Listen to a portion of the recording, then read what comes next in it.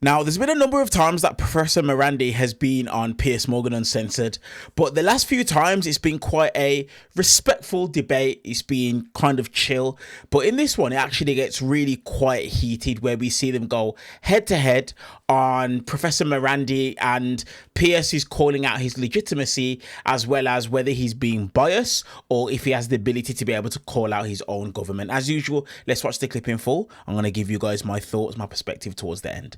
Let's get into it. So Professor Muhammad Mirandi is a self-described independent academic who nonetheless travelled with the Iranian delegation to the previous talks in Islamabad, and he joins me now from Tehran. Professor Mirandi, welcome back to Uncensored. Thank you very much for having me. So where are we here? The President of the United States on Friday was pretty much bringing things to a conclusion. He felt that Iran had agreed to most of the terms laid down, particularly giving up enriched uranium and so on, and reopening the Strait of Hormuz. But as we sit here now for this conversation, it appears that they're not even going to turn up at the peace talks. What is your understanding on that, first of all? Well, everything that he said was fake. The Iranians agreed to nothing. And he just puts out information on Truth Social, and later on he's possibly going to say that the Iranians promised everything and now they're not doing it, and so we'll have to bomb Iran. And then people like yourself and others in the Western media will continue to demonize Iran and to attack anyone who defends Iran, and we'll have another war. How long can Iran sustain more warfare, and in particular economic warfare involving the Strait of Hormuz? I mean, if Iran can't get its energy out whilst also depriving other people of theirs, how long can it economically sustain that kind of thing? Well, we do have to remember, because Western media doesn't put it this way, but the United States and the Israeli regime started this war. It was completely unprovoked. And 300, 400 Iranians were murdered in this round. And this is not even the first war. This is the second war that they waged on us in less than, in less than a year. So if the Strait of Hormuz is closed, it's because, first of all, it was never fully closed. The Iranians closed it to a lot of the shipping by countries that were hosting US bases. And I think if you were in Iran's place, you did the same. Those countries in the Persian Gulf that assisted the United States in waging war against the people, in Kuwait, the Emirates, Qatar, Saudi Arabia, and Bahrain, without them, the United States and Trump could not wage the war. So their shipping obviously is not going to have priority. But the strait wasn't fully closed. The Iraqis were able to use it. The Iranians used it. The Chinese used it. Others who weren't waging war against Iran were using it. But we had a ceasefire after Trump at the beginning of the war said that Iran must surrender, unconditional surrender. And of course, that didn't happen.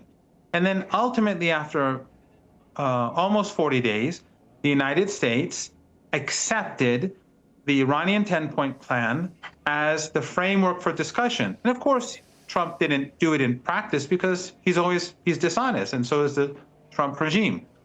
After that, we had a ceasefire. In that ceasefire, Iran was supposed to open up the Strait of Hormuz to more ships, including those countries that host bases. But the Israeli regime was supposed to adhere to the ceasefire, and they didn't. And so for 10 days, Iran did not open the Strait of Hormuz to extra ships because Netanyahu was busy slaughtering people. And then when finally he was forced to accept the ceasefire, Iran said they're going to open up the strait for extra shipping. And then Trump said, but he's going to keep the siege on Iranian ports. Well, that's a violation of the deal too. So if he's going to impose a siege, the Iranians are not going to open up the strait. So from day one, when the United States carried out this aggression, to the ceasefire and after the ceasefire, this crisis belongs to Trump and Netanyahu. So what happens next? Well, ultimately, Trump is going to have to recognize that he is not going to get at the negotiating table what he could not get on the battlefield. He lost the war. The Iranian people were able to stand up a joint war where the Trump regime, the Netanyahu regime, and a coalition or proxies in the region along with them were assisting them, and they failed. So why should Iran submit to the United States? If the United States wants a peace agreement with Iran, then it has to be a balanced agreement. But if Trump thinks that he can impose his will like an emperor and an imperial power, well, the revolution 47 years ago put an end to that. That's what the revolution was about. And that's what the Iranians are going to continue to do. They're going to preserve their dignity and sovereignty. That's something that the United States, especially under Trump, is not used to seeing. But Iran is different from other countries. We had a bizarre situation last week where the Iranian president issued a statement supporting the Catholic Pope Leo over attacks made against him by President Trump. And he said he condemned the insult to Your Excellency over the desecration of Jesus, the prophet of peace and brotherhood, is not acceptable to any free person. I wish you glory by Allah. Many people were taken aback by this because in the World Report of 2026, Iran Human Rights Watch specified that Christians, along with other religious minorities, face systemic discrimination in law and practice in Iran, and noted a significant wave of arrests targeting Christian communities following regional conflicts in mid-2025, often based on unfounded accusations of connection with Israel. So people are struggling to see why your president would be quite so vocal in his support of Catholics, given that backdrop. Well, I think it was clear that you would find some way to support aggression and to demonize Iran because that's what you do. And of course, that's fake. We have many churches in Iran. You refuse to travel to Iran. I propose to you to come to the country. You could go visit the churches and you could go. Well, you've refused to travel to London. Come to London, no problem. I'll see you in London. I've lived. Well, right now they're busy bombing us. They're busy destroying our country and murdering our people. And I prefer to stay in Tehran under airstrikes to stand up for my people. And I've been to your country before, but you've never been here. I've been proposed that you read a book, Going to Tehran by Flint and Hillary Leverett, to learn a thing or two about Iran, but I'm pretty sure you didn't bother to buy it. But in any case, the Christian, excuse me, the Christian community in Iran is doing very well. They have MPs in parliament.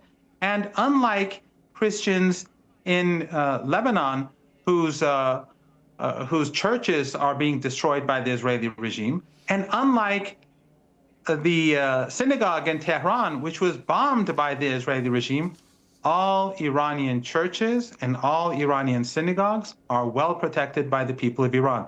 You don't want to say that, you don't want to believe that, because it goes against that narrative that you've built in your mind, and that actually it's the Iranians that are the good guys. They're the ones who are the anti-genocide people, and your governments are the pro-genocide people. It's been like that for the whole 47 Well, yeah, the reality, years. look, the reality is you always like to make this ad hominem as fast as you possibly can, and you prop up and defend a regime that has for 47 years oppressed its people and been a provider of funds and arms to a number of terror groups, including Hamas, Hezbollah and the Houthis. So whilst I'll take moral lectures from some people, you wouldn't be top of my list for the morality lecture, Professor. So try and avoid the ad hominem all the time, because it slightly devalues your information, which I do find useful, about the Iranian perspective on what is happening with this war right now.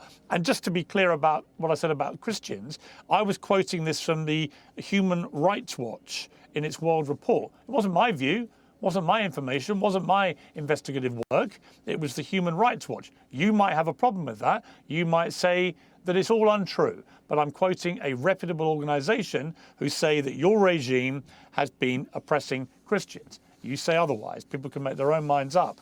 I can only assume that if there were substantive peace talks that are about to happen imminently, you might be involved in a delegation. Am I right to assume that? Well, first I have to respond. I don't really want to lecture you because I don't think you're the sort of person who would ever change. You're so narrow-minded that you refuse to set foot in Iran. And I'm sure you haven't read the book that I offered you to read. It wasn't written by an Iranian or someone on the Iranian payroll. It was written by two Americans, one of whom is Jewish.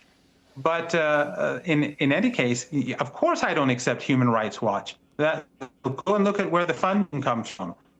Iranian people know and respect the Christian community here. If you go to any church in Tehran, if you go to any synagogue in Tehran, you see that there are no police officers there. Why? Because no one will ever think about threatening the Christian and Jewish community in Iran. But that same Jewish community is bombed by Israel. Their synagogue is destroyed by Israel. I haven't seen Human Rights Watch condemn that. And it's because they're anti-Zionists. And the Christian community, by the way, had martyrs in this war because of the bombing. And in Lebanon, they've murdered Christians. And I'm pretty sure Human Rights Watch is not too troubled about the carpet bombing in Beirut, but we'll leave it at that. But yes, I may go with the delegation. They have not asked me to go. If they do go, right now the Iranians have not decided to go to Pakistan, to Islamabad, because of the behavior of Trump and the Trump regime. So we have a situation here where YouTube has terminated the channel belonging to Explosive Media, the pro-Tehran group that got quite infamous for its Lego-themed animations mocking President Trump and the US war effort. Let's take a look at some of their stuff to remind viewers. I don't understand why you let the people down and make them feel so grand. Yo. Secrets leaking, pressure rising, your fake savior era ironic. Yo, you posted yourself as Jesus, crown on your head, healing the sick. Nah, you dropping bombs. So the Iranian government's explicitly framed the ban as a violation of free expression, claiming the move was a deliberate attempt to suppress the truth and shield the American administration's false narrative from competing voices. And as some people have pointed out, that's pretty rich coming from a regime that controls the press and kills protesters, and in your case, for example, makes you so supine to them that you dare not express any criticism of your government whatsoever, do you? You don't, because I've invited you to, and you can't do it. Oh, yes, I live in fear of the government. Absolutely. And I'm supposed to, when I'm on your show for like 10 minutes and then you're attacking Iran throughout and saying all sorts of nonsense, I'm supposed to sing along with you? No, of course not. And by the way, my Instagram account was deleted. My Facebook account was deleted. And so was many of my colleagues and students. All of the Iranian media is sanctioned. Everything, government, semi-government, privately owned, that are major media outlets in Iran, they're all sanctioned. So, and it's not just Iran, Lebanese, Yemeni, Iraqi, any media outlet that doesn't mimic the Western narrative, or at least try to live alongside it without much criticism, it's banned. And so, and that's why people in the West can't hear anything from Iran. However, in Iran, all you have to do is turn on the TV, and you have hundreds of Persian language media outlets funded by Western governments that are beaming into our homes day and night. Okay, can you, out of interest, can you name me a high-profile comedy show in Iran that mocks the government in the same way that you have in America and the UK? I don't know. There are different programs. I haven't watched television for years. I only watch the news maybe 3 or 4 times a week. I'm only on after Iranian one. television. But you can right now, people can search, and underneath the comment section, people can put links to them. But by the way, many of them are banned on YouTube. I myself have many interviews on RT that have all disappeared. My interviews on Press TV, they've all disappeared. They're gone forever. Well, the So, reason for that, I presume, is because you're perceived to. Well, the reason for that is you're perceived. Well, hang on. You're perceived to be a propagandist for the Iranian regime. Okay? Oh, And okay. as I think I asked you last time, the best way to test this is I can be very critical, as I have been this morning on social media, about my government and my prime minister. I've demanded that he resign, right? I've done the same about President Trump when I disagree with him. But could you right now, speaking from Tehran on this show, can you think of one critical thing you would level at your leadership in Iran? Just give me one criticism of them. Everything, every day. If you just come to, I invited you to come to Iran. Press TV. Well, no, give me one now. Well, okay, I'll tell you. Press TV has said they'll broadcast live a debate between you and me for hours. Live No, that in wasn't Tehran. my question. That wasn't my question. Well, then, my question you can was, come to Tehran. give me one to prove that you do not live in a place which suppresses freedom of speech. I'm just asking you, as a critically minded professor who presumably likes to, explore all possibilities of thought and process. Presumably. Give me one criticism. Give me one criticism of your current regime, your current leadership. Give me one. One thing you don't agree with about them. The government in Iran has problems with inflation. It has problems with crime. It has problems with jobs. It has problems with inflation. It has all sorts of problems. But my government does not help the Israeli regime carry out genocide. And you have never said that you do not accept ethno-supremacism. Because if you say you don't, that means you do not accept the legitimacy of the Israeli regime. Do you accept? You have never accepted. Do you accept? You have never I do not accepted. accept. Hang on. Tell me, do you reject ethno-supremacism? Do you believe that a regime that is based on ethno-supremacism is illegitimate or not? Well, I don't exactly know what you mean. What do you mean? Is a regime that is based on the concept of ethno-supremacism, is it legitimate or not? Well, what I would repeat to you is what I've repeated to people about Israel for the last year. The Israeli government, not the people of Israel or the country, but its current government under Bibi Netanyahu has been doing a lot of things which I strongly disagree with. Yeah. Do you reject a regime that accepts, that carries out a regime, not an administration, not a government, a regime that is based on ethno-supremacism? Well, I literally last week. That is why Hezbollah died. Let me answer. That's why people in Hezbollah died for the people of Gaza. Fine. If you let me answer, only last week I attacked the Israeli government and Ben-Gvir in particular for the way they brought in a new law which would only kill Palestinians who they deemed terrorists, execute them with the death penalty, but not Israelis. Right? I thought that was outrageous and appalling and probably an example of what you're talking about.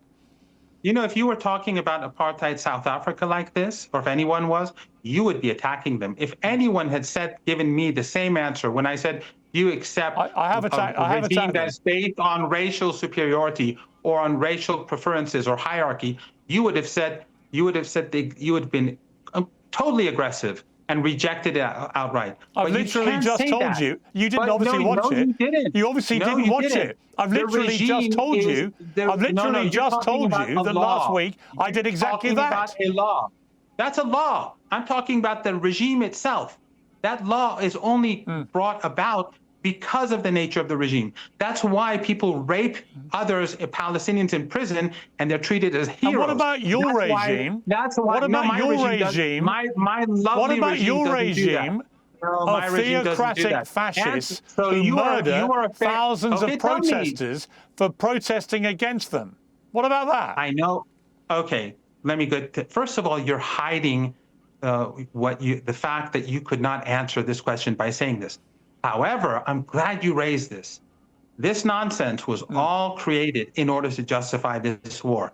Trump himself, just a couple of weeks ago, said that he sent weapons to the so-called protesters.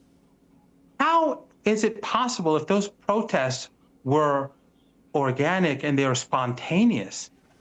that they needed weapons? How did he know who they were? How many protesters did your regime kill? How did he know? How many did you kill? Trained? How did he know that they even use weapons? That they could use weapons? It was because how many of your protesters did your regime kill? Because he was afraid. You're afraid to accept the fact that he knew, and his intelligence agency knew, Answer my and simple the Israeli question. intelligence agency knew that these were not peaceful protesters. How many thousands of protesters did your regime slaughter in January? No peaceful protesters. No peaceful protesters were slaughtered by the police. In fact, the first 2 days. What a disgusting lie. You are the disgusting person lie. who supports ethno-supremacism. This is why people call you a stooge and propagandist for the regime. Exactly. You're the stooge for the Zionist regime. We did nothing wrong. No peaceful protesters got killed. No, and I didn't say that. You say it. No, you're fabricating. I said they did not massacre peaceful protesters. The people that your government supported and gave weapons to, they carried out an armed insurrection. 3,117 people were killed, including hundreds of police officers and a couple of thousand innocent bystanders by people that your government armed. Your governments armed these people. Your governments murdered them. But you want to distract attention away from your own crimes, just like you're not willing to say anything about ethno-supremacism in Palestine. Okay, we'll leave it there. The truth is people can see through it, Professor Mirandi. I'm sure they will. They know a government stooge and propagandist when they see and hear one. And let the record show that you have not given any position. You've given. I'm in here in Tehran under your bombs. Let the record show that once again you have not leveled. That when you were slandering Iran, I was in Tehran. You've not leveled any criticism at your own regime once again, because you're not allowed to. Because if you did start criticizing your regime on this show and it got picked up by the media, they would probably kill you too. And that's the reality of your existence. Good luck with your ethno-supremacist buddies on your show. Good luck with your ethno-supremacist buddies. I can express myself freely and honestly. You have to lie. Sure. That's the difference. But we'll leave it there. Professor Mirandi, thank you for rejoining me on Uncensored. So, I'm going to be honest with you guys. Listen, I always say to people, that's why I call this channel just a confused Brit, because I don't try and make out like I know absolutely everything, but there's 4 points that it is that I want to touch on with you guys when it comes to this exchange between Professor Mirandi and Piers Morgan. I personally think Piers Morgan had a mare here. I'm just being honest. I think he had a mare, and the reason as to why is because I always say on this show, Piers Morgan knows who he can speak to in a certain way and who he can't speak to in a certain way. He knows it, and it always comes through. You see, when it comes to Donald Trump, he will never speak about or to Donald Trump the way he speaks to Professor Mirandi. He never does it. Even when Donald Trump is blatantly in the wrong, it's always a very weak pushback that it is that he gives him. But Professor Mirandi, he's always very strong in his pushback of him all the time. And it's just quite interesting to see. Now, the fact that it is that Professor Mirandi invited Piers to Tehran to actually see for himself what's going on and to actually have an in-person debate that can be streamed all around the world, and the fact that Piers doesn't pull him up on it and take up on it, I think that is something that Piers genuinely should do. I do believe that to be the case, and the reason as to why I think that is the case is because the problem with what's going on in the world right now is that who do you believe? Who do you believe? We know that the American leadership are willing to lie without a shadow of a doubt. We know that. We also know that the Iranian leadership can be horrible, are horrible. We know that. We know it without a shadow of a doubt. But I believe someone like Piers, in the position that it is that he's in, with the platform he's got, I believe he should take Professor Mirandi up on it without a shadow of a doubt. That's the first point. Now, the second point that I want to touch on is this. Even in this discussion, don't you think it's weird that Pierce's questions are purposely trying to frame things to be pro-America. Like, what does an Iranian show that mocks the government have to do with anything? We're talking about war, and Pierce is asking questions about mocking the government. That's irrelevant.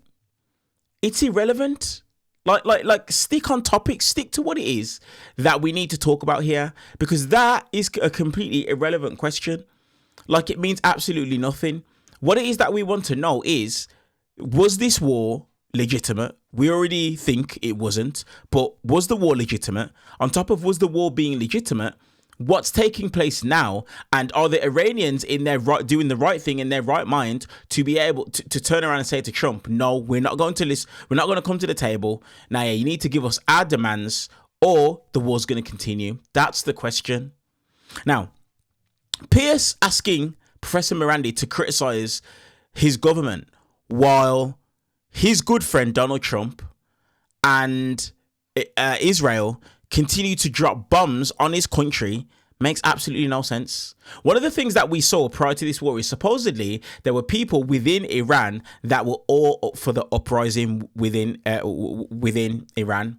But when the US and Israel started to drop bombs and kill Iranian civilians, there was literally reporting saying that Iranians that are against their regime, they even banded together and they now want the Iranian regime to beat the United States and Israel.